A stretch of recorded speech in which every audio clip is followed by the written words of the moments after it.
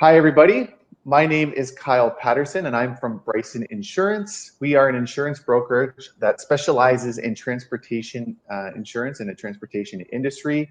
I personally am someone who facilitates these webinars. We have an amazing team of transportation account executives and account managers that are just phenomenal in the background. So as we go through this presentation today, you probably will have some questions related to insurance. I may be able to help, but I'll be ensuring to connect you with the right people following. Today, we are actually going to be doing an amazing webinar on solving the trucking profitability paradox. That is a mouthful, but really at the end of the day, it's all about increasing your revenue and increasing your bottom line while doing really great business. And so we're very excited to have Chris Henry join us today from FreightWaves. Chris Henry has spent his entire 20-year career in the transportation industry. In 2014, he actually founded an online motor carrier benchmarking service called StackUp. And as a result of this partnership with the Truckload Carriers Association, the TCA, in 2015, StackUp was rebranded as Engage, and Henry became the program manager for the TCA Profitability Program, which is called the TPP. It's an exclusive benchmarking initiative that includes more than 230 motor carrier participants throughout North America. And since joining the program, participation in the TPP has grown over 300%. In 2019, StackUp was acquired by FreightWaves. And at that time, Henry became the Vice President of Carrier Profitability, in addition to his role with TPP. And just one little thing to add as well, Chris knows that we are primarily in Ontario brokerage, but we have clients across Canada. So this is a webinar that is focused, he's taken the information and really helped narrow it down to Canada as well as the North American picture. So with this, Chris, I'm gonna hand the floor over to you. Take us away. Great, thank you, Kyle, and thanks for having me and giving me this platform to talk about some things that I'm super passionate about. So thank you very much. So just to reinforce, I am Canadian. I'm based in London, Ontario. We currently work with carriers on both sides of the border. About 85% of our companies that are in our program are US based, but we do work with a lot of well-known Canadian brands. And I can see on the attendees, there's some familiar faces from both my past and current that I can see. So shout out to Mario De Silva. So great to see you. Great to see you there. A couple others as well. But just to kind of talk a little bit about the TCA Profitability Program, something I'm super proud about being part of. So this is a members-only benchmarking initiative. And what benchmarking is simply comparing and contrasting each other.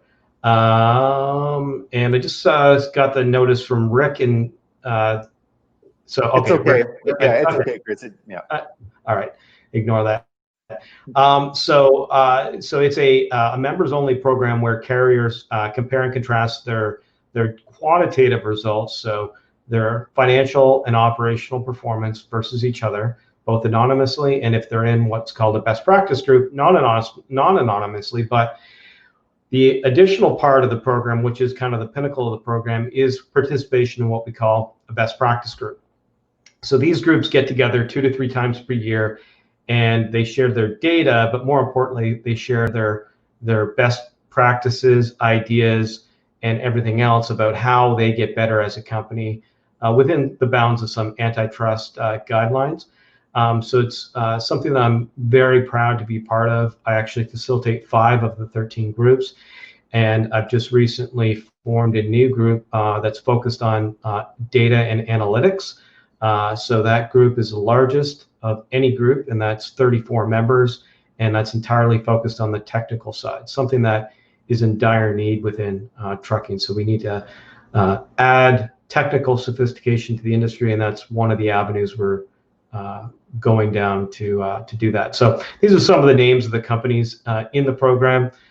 In Canada, you can see right in the middle, you got Bison and Herb, Kurtz, you got Sunbury, you have Robert and a couple others. We are always looking to bring on more and more Canadian companies. So if you are interested at the end of this, if there is any interest in benchmarking, just reach out to me. You'll have my contact information at the end of this webinar. So to start off, thanks. The slide isn't coming through. Okay, there we go. Which side? So okay. one of the things that, okay, so it's now there. So one of the things I've identified within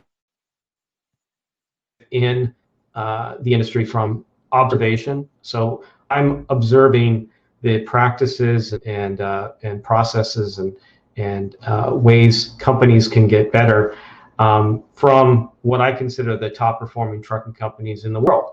You know, I can compare and contrast their results that I have access to all of the publicly traded companies throughout North America and globally. And as a result, I can definitively say that some of these companies are, in fact, the best performing and best managed trucking companies in the world. But one of the things that I think is a common denominator among most companies, and maybe outside of trucking, is they don't do a very good job of illustrating in as simple terms possible the economics of trucking. And this is something I'm going to touch on throughout this webinar. So just to simplify the discussion, I created a graphic that I shared on LinkedIn that illustrated those trucking economics. So what we did, and again, this is as simple as possible. This is not a per mile observation. So if you're thinking per mile, stop, focus on the top line, which is $1 of revenue. So essentially how you need to look at this illustration is, out of $1 of revenue received, how much of it is consumed by your operating expenses, both variable and fixed, and what you're left with at the bottom. I'm going to start with the bottom first. So this is based on a rolling 12-month average ending February 2020. So that is not 2% or 2 cents. That's 0.2%. So that's actually the operating profit for the participants in our program. And as a byproduct of that, using simply a hypothesis, because we don't have the data outside of our group, I believe the market has done even worse.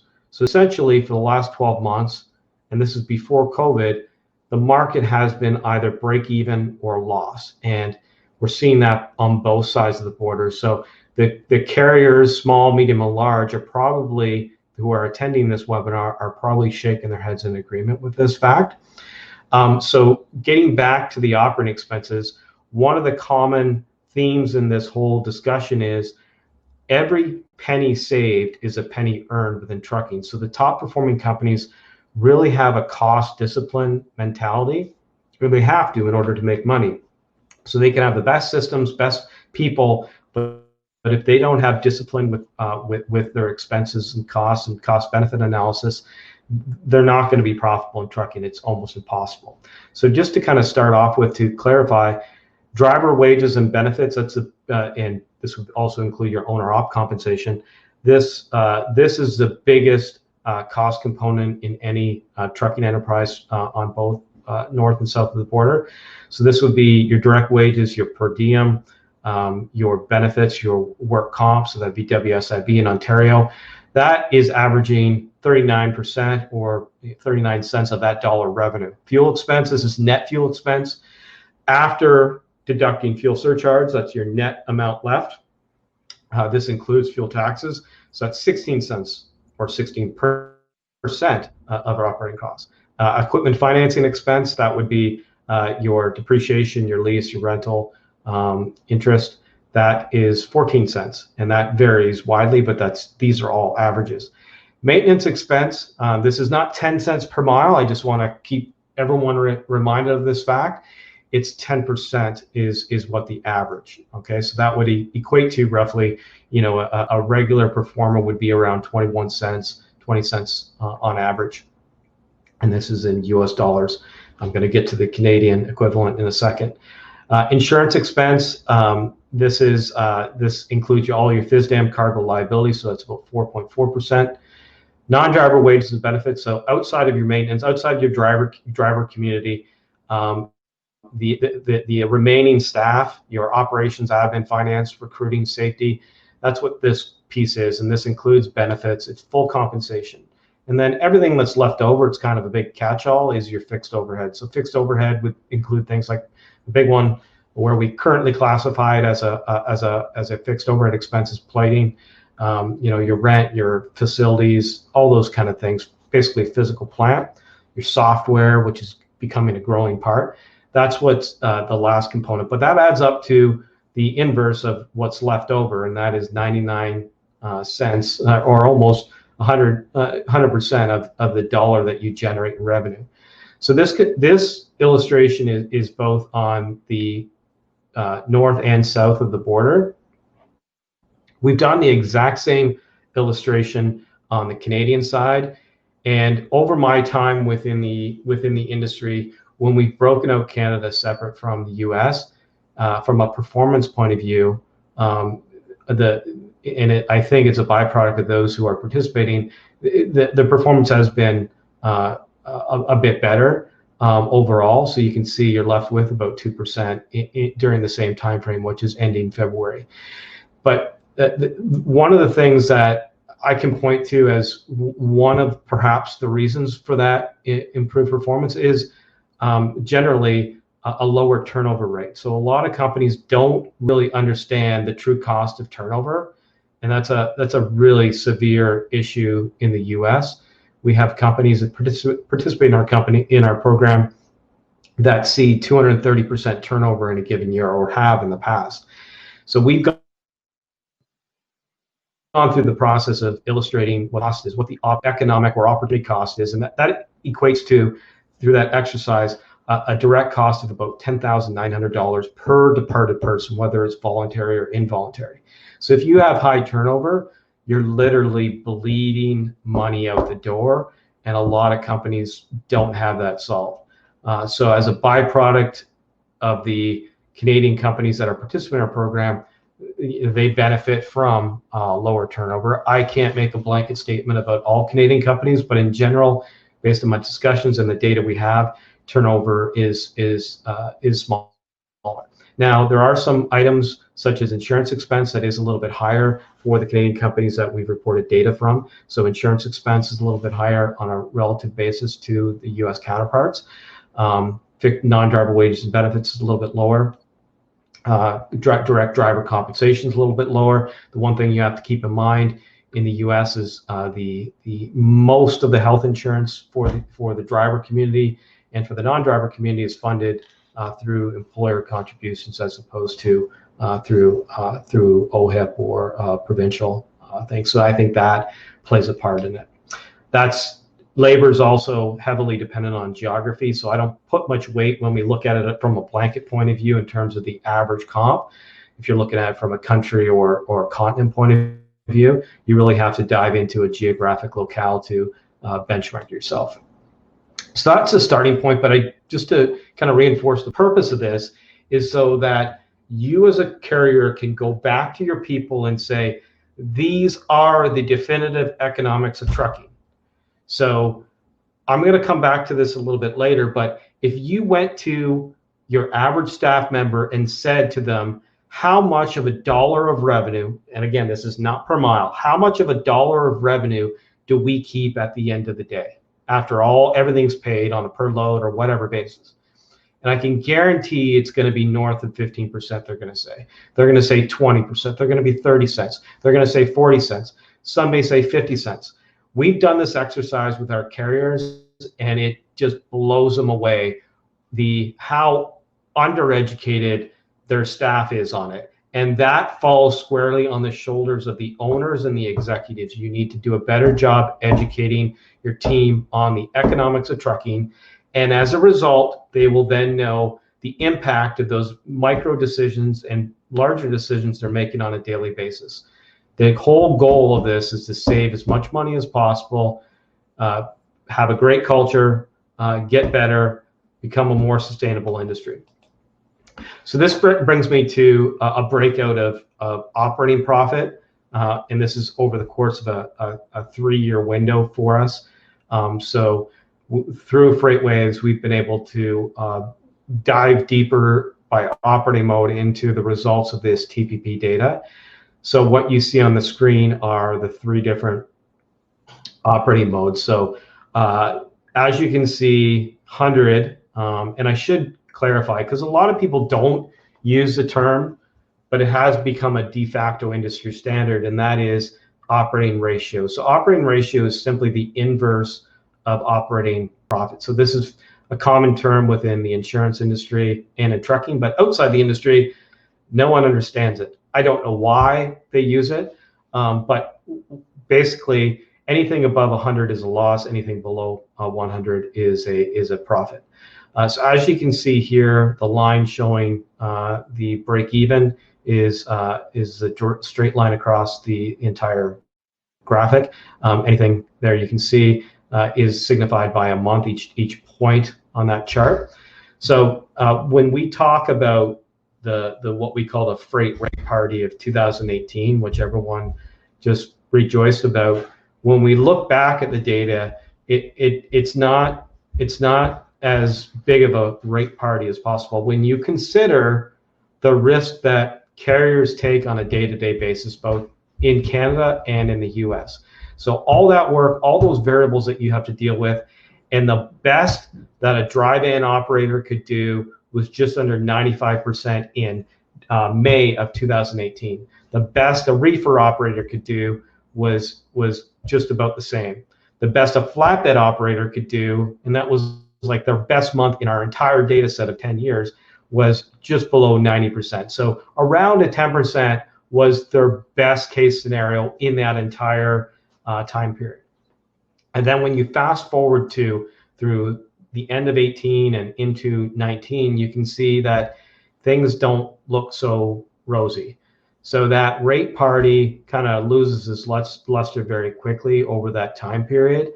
And the reality is, for most trucking companies out there today, they're operating legitimately at a 1 to 2 to 3% margin. There's very few outliers in that data, and that's something that we have access to. So our data is audited. It comes directly from the GLs of each company. So there's not a lot left on the table. So that's why this has become a super passionate thing for me. The more profitable you as a carrier can become, the more sustainable the industry will become, talent you'll attract. So what I've done is I've broken this down into observations.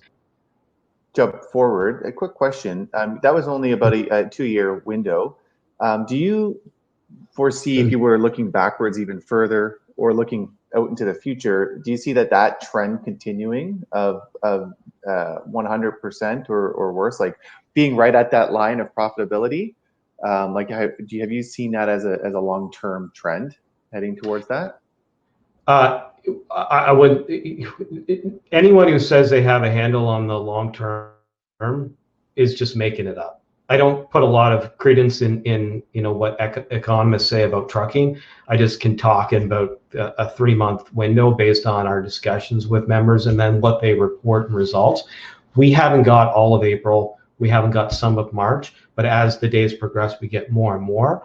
What we're starting to see is that April will possibly go down as one of the worst months or the worst month in our entire history, and that's all as you can imagine, related to COVID. So just to illustrate with one point, one of our top performing companies throughout the entire program, they've been in the program 13 years, they were consistently at a 92 to 95 OR over that time period. They reported a 120 in April. We have one company who's consistently at 97. They reported a 130 in April. So the tendency, and this is a human tendency, is to delay reporting your results when they're poor. It's just what happens. I've seen it over the last 5 years. So that's what we're seeing right now. We believe the end result, once we go 2 months from now, will show that April and May were perhaps the worst 60-day period in trucking, perhaps in our entire data set. So that is kind of the rear view mirror. The conversations that we're having right now, both Canadian and US carriers, is the volumes are increasing. We've escaped the worst case scenario being we're out of business. However, the pricing is still not there. So a lot of discussions in the market about the spot rates and how shippers have flooded the spot market to literally take advantage of the situation. And as a result, those spot market prices become anchors when we kind of quote unquote come out of this situation. So the contract negotiations that we're hearing that are happening right now are unfortunately influenced by those short-term spot market rate changes. And some cases, carriers, because of the financial situation they were in prior to entering this period of time, they're forced to accept some contract rates. The nice thing, kind of on both sides of the equation, the nice thing is contracts are really not contracts. Everyone on the call who's listening in trucking will be shaking their heads. It's essentially just a kind of a loose agreement that here's what we're going to do, here's our commitments. And shippers, unfortunately, some shippers have said, okay, a contract isn't a legal contract. We're going to get out of these commitments and go into the spot market. But that goes both ways. So what I see happening in the longer term through the end of this year is capacity, unfortunately, exiting. And when I say unfortunately, there'll be some failures. They're being supported on both sides of the border by some financial assistance that there has been questions about whether it was properly underwritten in terms of the results and how it was dispersed. So there's kind of an unnatural market force currently supporting some companies that will ultimately exit the market. And a lot of our carriers are either parking equipment or selling equipment, even at losses right now. So I believe the capacity effect on both sides of the border will lead to higher spot market rates, higher contract rates, and perhaps a repeat of 2018. And as it should, most of our carriers didn't make any money in 2019. They haven't obviously made any money in 2020. And it's time in order to kind of recoup their losses. So that's my prediction, if that's a prediction. Yeah. Yeah. So getting back to the observations I've made and my colleagues have made about what are the top performers doing versus perhaps the fourth quartile performers not doing, and I broke it into internal causes versus external. And excuse me being kind of philosophical about it, but these things, except for perhaps maintenance, can be extrapolated out into any other business. So it may be repeating some things that you can already acknowledge, but I think we need to reinforce them. The first thing that I see out there, especially on the small carrier side, is managing by bank balance. So when I say that, they're not reporting the results internally the way they should be. So they aren't reporting the results in a generally accepted manner, and we have standards for those manners that we can distribute to you as a free resource. But a lot of them are using cash instead of accrual accounting. What that does, it puts you in a poor position to understand from a long-term perspective where you are and where you could be. And also, it puts you in a poor position when you're being underwritten for both insurance and also for equipment financing. And trucking companies need capital to survive. So moving away from cash accounting, whether you're a 3-truck operator or the 30-truck operator, I use that term because, or that threshold, because that seems to be where a lot of companies move from a more informal accounting system to a more formal accounting. They have a controller and things like that. So getting there quicker, if you're a smaller operator, is important. And being able to understand where you are relative to your peers, that's the main benefit of what we do. Understanding, another part of this is understanding your variable and total cost per mile. So people are making poor pricing decisions as a result of not understanding their total cost per mile in network and out of network. So you need to do that on a global scale, so your entire business, but also on a per lane and per customer. So yes, I said that, per customer. So when you're bidding on a new piece of business, you can't be just throwing darts in terms of your operating cost per mile. You have to be looking at a global perspective. That is the foundation. Understanding your cost per mile, whether it's in your network, and basically your network for those outside of trucking that are maybe on the call, that is the operating environment of which you have the lowest friction costs and the best opportunities for backhaul freight. So knowing that is another piece of it. But in order to get away from managing my bank balance, you have to have proper financial and operational reports. So we recommend a weekly operating control report. So understanding what are the most important KPIs, the key performance indicators that you want to focus on. I always like revenue per driver per day or per week, revenue per truck per week, gross margin. That's something that we spend a lot of time focusing on.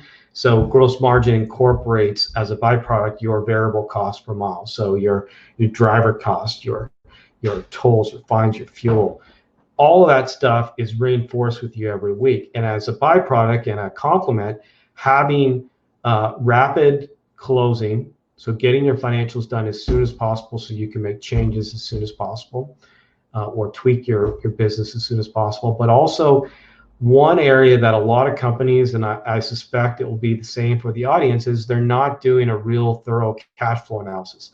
This last couple months has forced companies to do cash flow reports, and I hope that rhythm takes hold long term, because the top performing companies have a heavy focus on cash flow. Where are we generating and where are we eating cash? So it's kind of an extrapolation of understanding your daily and reconciling your daily cash position, and it's just a discipline that I think is absent in general. Big one, and this is philosophical, but it is, I think, a qualified observation, and that is undereducated, underdeveloped employees. So the one thing in my discussions with executives as well as their employees and team members is people want to achieve, they want to grow, they want to add value. And it doesn't matter which generation they came from. If you have people, they want to contribute to an improved company. So the starting point with them, in my opinion, is getting them to understand, going back to my earlier illustration, how much of that dollar is really kept by you as a company. And for some, if you're using your own data, that might be a scary exercise.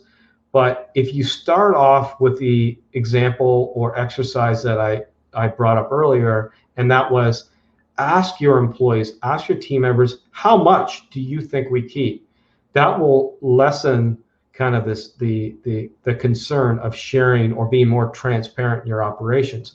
Because the biggest issue I see and concern I get when I tell people they need to be more transparent is, I don't want them to be asking for a raise. Well, if they understand you're making less than 2 cents on every dollar, it's very unlikely that they're going to be asking for a raise. And the byproduct of that is they probably be looking at the decisions they make on a daily basis in a different light. So understanding the true economics of trucking is an important part of improving, and an important part of also filtering the people that you have on staff. So the people that you have on staff can either be into, and these are just general buckets, those that get scared of that and say, hey, this ship is sinking, or two, I want to make this better. And you want to get to as many, I want to make this better people as possible, and you want to do it as quick as possible. That's a good exercise for you to do that. The other thing you want to do is use incentive compensation to build what we call entrepreneurs.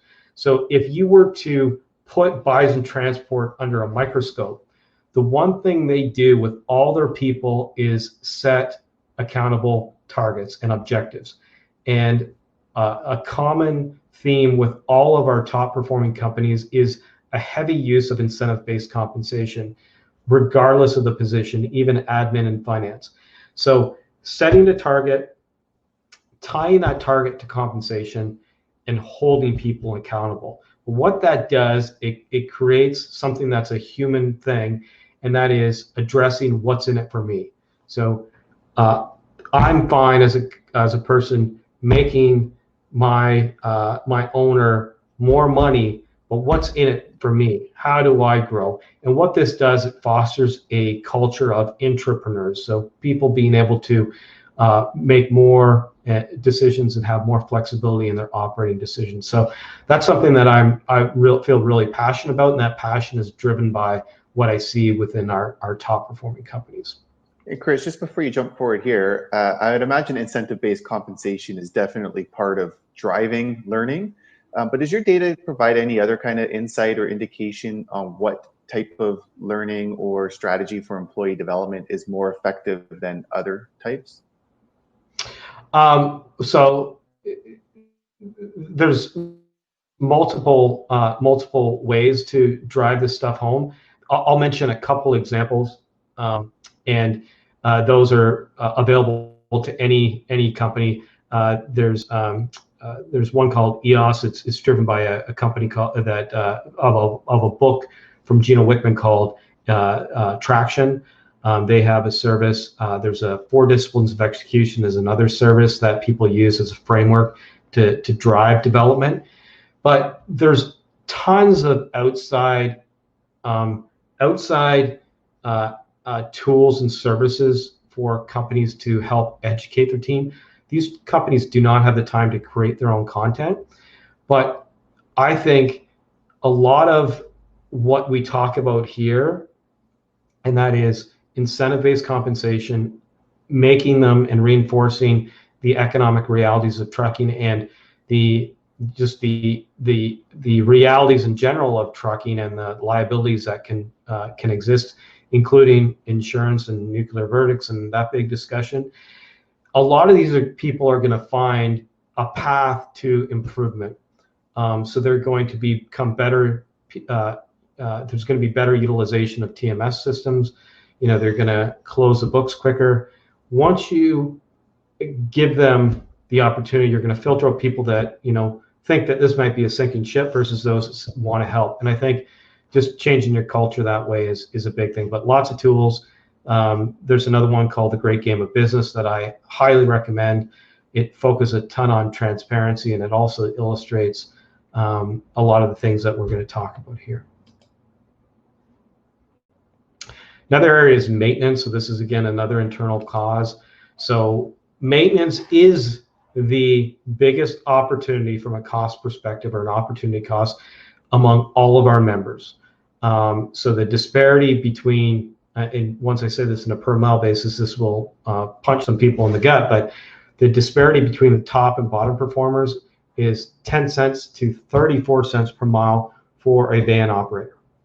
10 cents to 34 cents per mile. So literally that 34 cent operator is leaving 24 cents on the table. That's how off the rails maintenance can get. And I think part of it is that the maintenance director is kind of shoved in a corner in some cases. They're not elevated to the position that they should be. And that's something that we've identified. Top kind of trait of the top performing companies is they elevate that position. They understand that maintenance is a big component of profitability. The thing that I've noticed, and this is definitely not any kind of slight, but the top maintenance directors, they all seem to have a little bit of OCD. So I think that effect has a lot in terms of profitability with respect to parts inventory management, getting their reporting decks to focus on the things that they should be. So that's just something I've identified through conversations with these maintenance directors. The other thing that's a big discussion these days is connecting life cycle costs to OEM and model decisions. So connecting future equipment buying behaviors with, how much money do we spend on that OEM and that model and that spec? And without good data and without good maintenance director who can assemble that data, install the data, you're in a really poor spot. So this goes back to every penny saved within trucking is a penny earned. So you have no chance of becoming a top performer if you don't invest time and money into maintenance, and that goes across the board. For those smaller operators that might be on the call that are doing their own maintenance, if you have a maintenance focus and you have a good grasp of the importance of maintenance, that puts you in a very good position relative to your peers. The other thing is pricing discipline. So this goes back to understanding your costs. So you have to always go back to, can we actually do this on a profitable basis? And if you don't know cost, the likelihood of properly monetizing your services is suspect. And I think that's what's driving a lot of the industry in the US in terms of spot prices. I'm getting reports of 50 cents, 75 cents per mile. Regardless of the currency conversion, there's not one person on this call that can say that they can operate a Class 8 truck for that amount.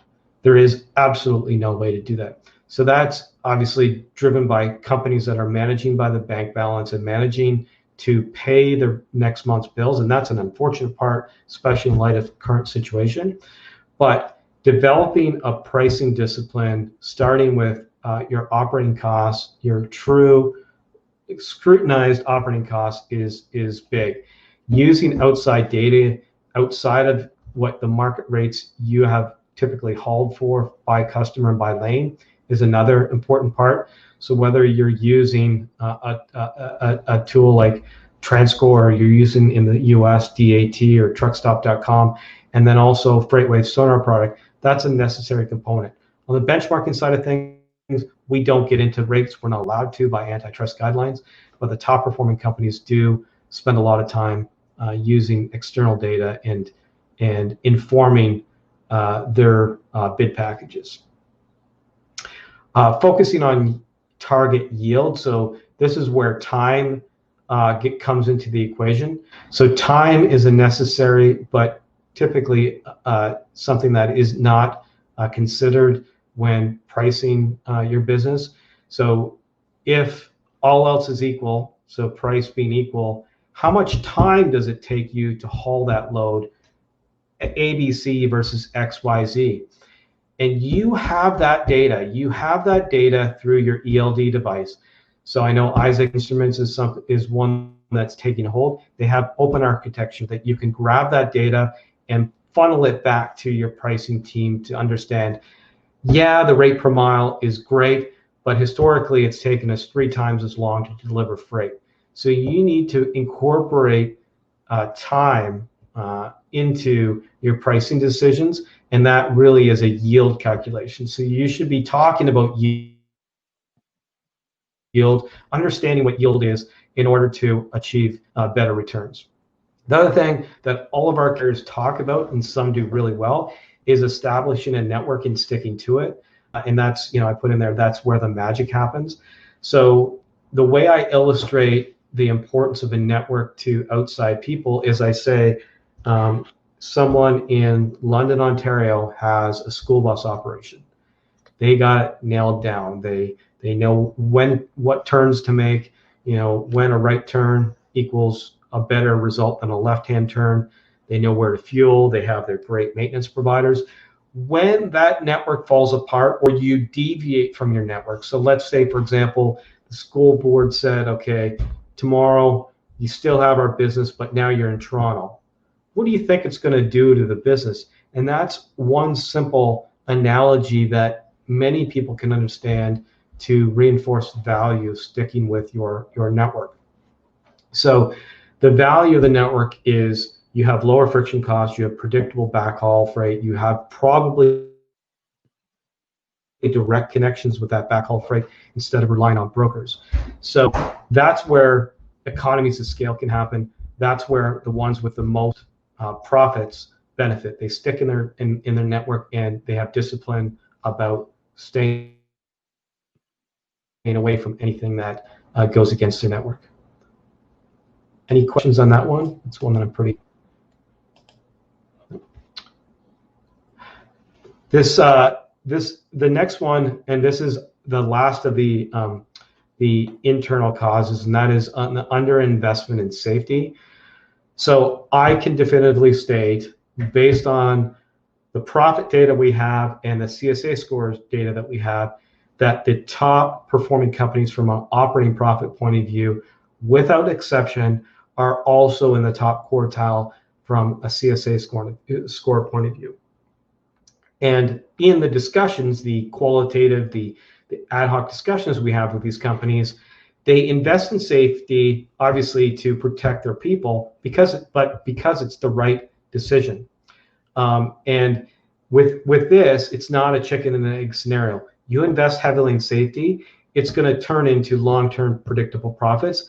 And the great thing, especially nowadays, you're seeing kind of a flow away from these monopolistic technology systems where you have these hardware-dependent services, not a lot of motivation to add details and have open architecture to platforms in Canada like Isaac Instruments, where it's something that's open architecture, it's a subscription-based service. You get to access all that data, and they give you some guidance on how to use that internally. So that's one thing that I will kind of leave on the internal things, is the safest companies do so because it's the right business move. Bison Transport does invest heavily in safety and are recognized for it, and they do that because it's the right thing to do from a human perspective, but it's absolutely the right thing to do from a business perspective. And I will argue all day long with quality data on this particular pack. And I'll just leave you with this point on this point. You need to elevate the safety/compliance people in your organization. A lot of the times they're kept at that maintenance side, but the biggest opportunities for you as a business, outside of pricing your business appropriately, which everyone can do a better job at, is maintenance and safety. And safety definitely is the one on top. So you need to elevate that position if you haven't done that. And Chris, just before we jump forward on this, with safety and maintenance, that's actually what I was going to talk about. Maybe from your data or from your experience, where do you see the most effectiveness of those two departments overlapping or working together to get the most out of benefit for a company? Because I would say they're not very, they're complementary to each other. Obviously, they're not mutually exclusive, but they can both experience the lack of attention. So if you were to bring them together, what do you see? Yeah, so I think the difference is having a company that has silos, which is a common thing. A lot of people on the call will be shaking their heads about this. And by silos, I mean, here's my job, this is my focus, this is my objective in safety. Here's my job, this is my focus in maintenance. And in maintenance, that could be sticking to rigidly to a PM compliance, or in recruiting. That's another area where there's typically conflict between some of these or all of these different departments. So having one core objective, that is to operate safely, will drive the behavior patterns of everyone else in those other discussions. So going to recruiting, here's the driver quality we will accept regardless of how many unseated tractors. We'll punch you in the stomach in the short term, but it will pay long-term dividends.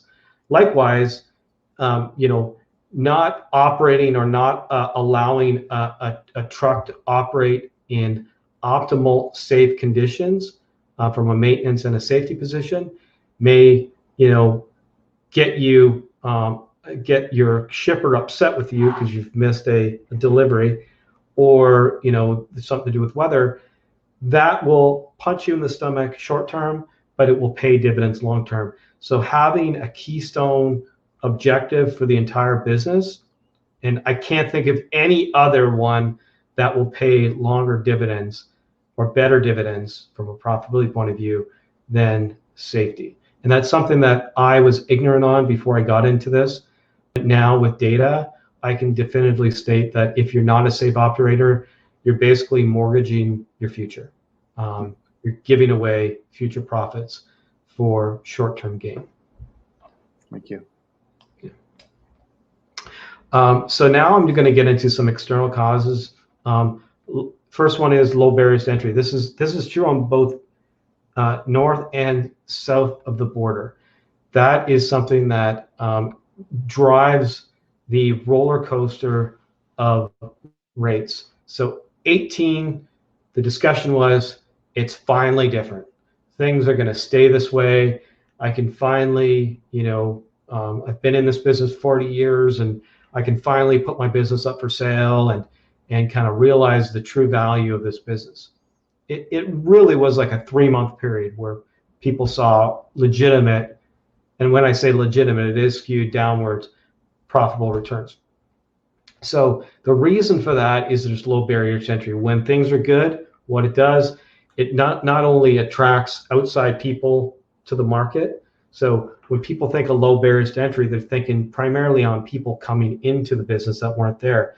But one of the things that I've said to almost every company in our program, they criticize those who are coming into the market, which is human, but they don't look internally and say, okay, why did I, add 100 trucks last year? I get mad at everyone else for doing it, but I add 100 trucks when the going gets good. So if you extrapolate that to more and more and more people, what happens? Prices go down. It's supply and demand. Trucking is the most free market that you can get. There is almost absolutely no way there can be an antitrust exposure in trucking, despite what any attorney will tell you. Shippers benefit from the most open, transparent market, I believe, that exists out there. Another thing, easy access to financing, that's a cause. Licensing, transparent marketplace. So one of the structural barriers I see happening in the future is a drug and alcohol clearinghouse. So that is starting prior to COVID-19 in the US, starting to have a small but growing effect on the supply of drivers. So what it's doing, it's causing companies to do something that perhaps if they weren't forced, they wouldn't do otherwise, or wouldn't do to that extent. And that is to say no to drivers that aren't going to be top quality.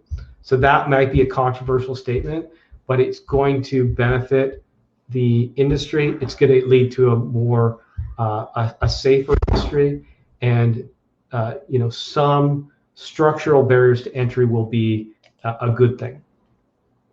Unlevel playing field. So this will be especially something that's controversial in Canada, but it's true.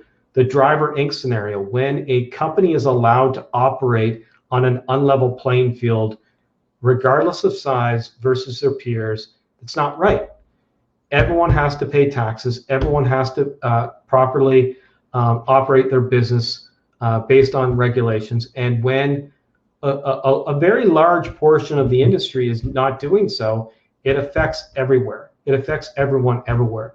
And the ultimate outcome is those companies get identified and they get penalized. There's a market effect to that, but it's delayed. So in the interim, companies have short-term losses relative to what they would have been. That opportunity cost is bigger because there's an unlevel playing field. So I feel I have some strong opinions on Driver Inc., as well as some strong opinions that I won't go into today on how to solve that. But that's something that needs to be addressed sooner rather than later, and it's definitely something that's whose time has come. And this is the last thing, and that is shippers are categorizing all carriers as a commodity. So this could be classified as both internal, external causes. The way that carriers can basically address this is basically building a fence around their customers, doing things that other carriers can't do. And the best way to do that is to put a technological fence around those customers, give them data, give them services with technology that they cannot get elsewhere. So the top performing companies that we have in our program, they heavily invest in proprietary technology. And if you know me, I'm a big proponent of taking a good solid TMS, which I know you all spend a ton of money on. That will change over time. You'll see more switch to a subscription-based model with open architecture.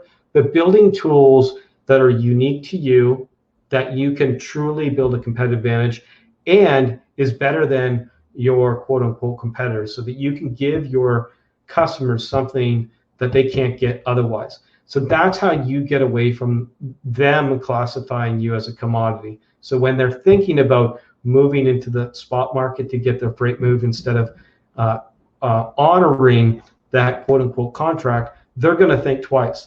And that's probably the most important thing from an external effect or cause point of view. You can probably take away from this presentation. So that's my summary. So we got a question from Linda. In today's day and age, it's becoming more and more difficult with substandard carriers undercutting rate. Shippers are tossing out loyalty for bottom line savings. Recommendations?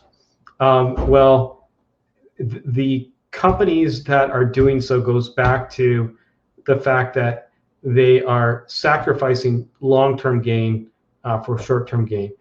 So eventually they'll leave the market if the government does a great job of implementing regulations like drug and alcohol testing, other ways to enhance as a byproduct the quality of drivers on the road. The ones that want to invest in safety, the ones that want to invest in maintenance, there will be a silver lining down the road. But the one thing for everyone to understand is the market is very transparent now. It's going to become more so. So resisting that is not going to do much. You need to understand that, acknowledge that the market's transparent, and take advantage of the data that's out there to better price your model. But you need to do, as a carrier, a better job of educating your team members, going back to the exercise we started off with, and educating your shippers. So if they are going with a poor quality company, that business will eventually come back if you've properly hypothesized that you are the best you can be. So if you're the best you can be, it will come back to you.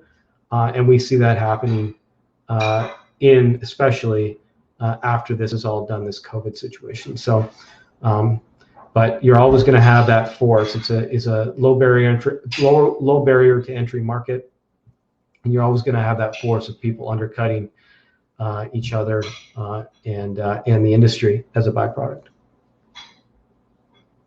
And Linda does have a second question here. I see, I think you're reading it right there, just around shippers delaying payment to carriers. Are you witnessing anything around that from a proactive approach to put an end to that practice?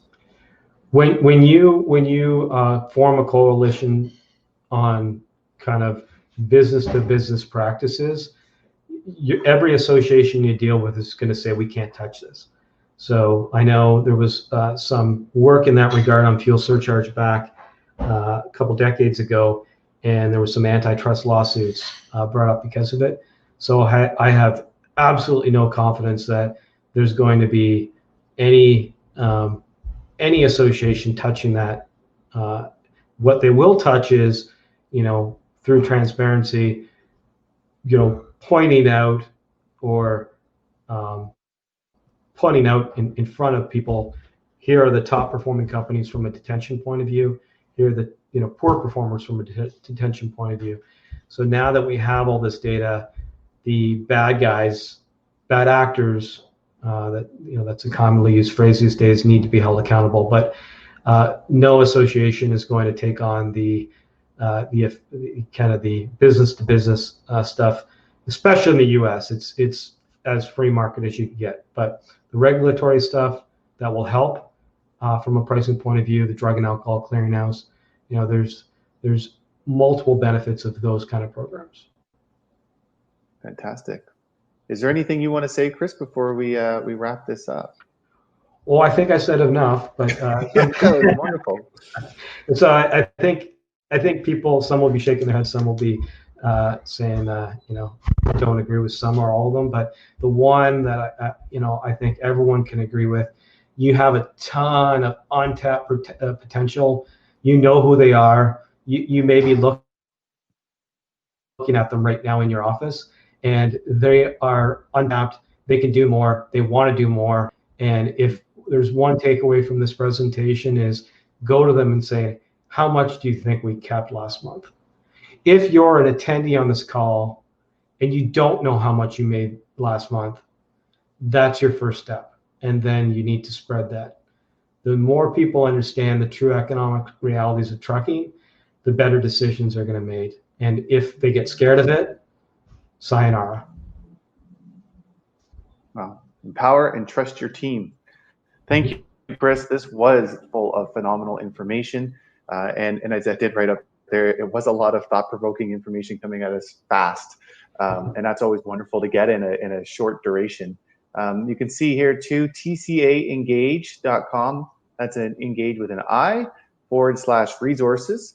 Has a lot of great content. So make sure you go check out what Chris has made available there, Chris and the team. And with that, we will complete today. Thank you, everybody, for being with us. This will be available online tomorrow, and I'll make sure that everybody gets a copy of it. Again, thanks, Chris. Have a fantastic day, and thanks for being with us. Take care. Thank you, Kyle. Thank you, everyone.